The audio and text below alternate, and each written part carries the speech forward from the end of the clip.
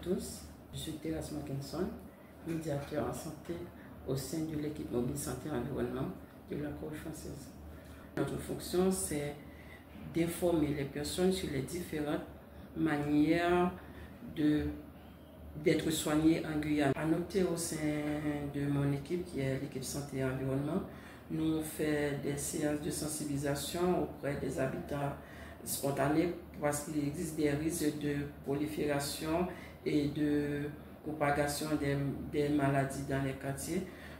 Par exemple, les maladies qui sont liées à l'eau, parce que dans les quartiers, parfois, ils consomment de l'eau qui n'est pas potable, ça peut causer des difficultés. Les maladies qui sont liées aux moustiques, comme la dengue, parce que dans les quartiers, puisqu'il y a toujours des gîtes lavaires, il y a possibilité de prolifération des moustiques. Les maladies qui sont liées aux rongeurs, parce que dans les quartiers, puisqu'il y a toujours le problème d'insalubrité d'eau, il y a toujours beaucoup de rats qui dans les barrages. À part ça, on fait beaucoup d'orientation, dépendamment du besoin de la personne ou des habitants. Nos orientations sont faites spécialement vers d'autres partenaires, tout dépend du besoin de la personne. Et aussi on fait de l'aide administrative, on fait des ouvertures de droits et on accompagne aussi des comités de quartier pour valoriser et aussi pour rendre la population un peu autonome, parce qu'on ne peut pas faire tout le temps à la place, et aussi quand on n'est pas là, on est sûr qu'il y a derrière des personnes qui sont comme des relais communautaires qui vont aider la population. Et pour être en contact avec des habitants, on fait des maraudes de sensibilisation dans les quartiers d'habitat spontané pour aller directement vers les habitants du quartier dans le but d'échanger en les apportant des informations pour créer des liens de confiance, parce que si vous êtes dans le quartier en tant que maraudeur, médiateur, il faut des choses.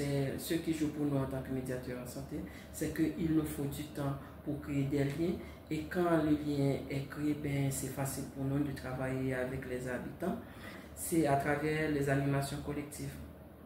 À travers chaque thématique, quand on voit avec les habitants, il y a une animation qui est faite, précisément dans le but d'être plus précis avec les habitants et d'être ensemble et d'avoir des interactions entre habitants. Et surtout, il faut apporter une écoute active, parce qu'il y a des fois, on est sur le terrain, on vient pour discuter d'une chose, mais la personne avec qui on est en face, il y a d'autres choses en tête. C'est là qu'on doit être dans l'empathie et discuter avec la personne, et aussi de voir comment, même si ce n'est pas dans notre tâche de faire, mais comment on va orienter la personne vers une autre association qui peut prendre la personne en charge. Dans notre équipe, qui est une équipe qui est composée de plusieurs médiateurs, c'est la cohésion entre nous, parce que c'est un peu de complémentarité, parce qu'un médiateur est appelé à écouter, à entendre et aussi à analyser sans faire la place de l'autre. Et aussi, pour être sûr que tu es un médiateur en santé, il faut être formé.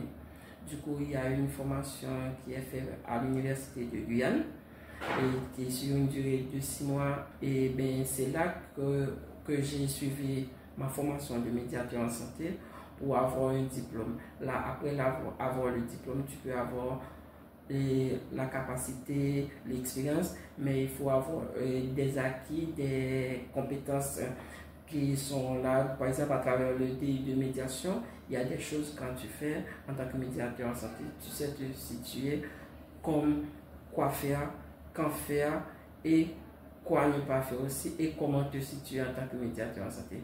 Mais c'est à travers une formation que vous pouvez avoir tout ça comme compétence.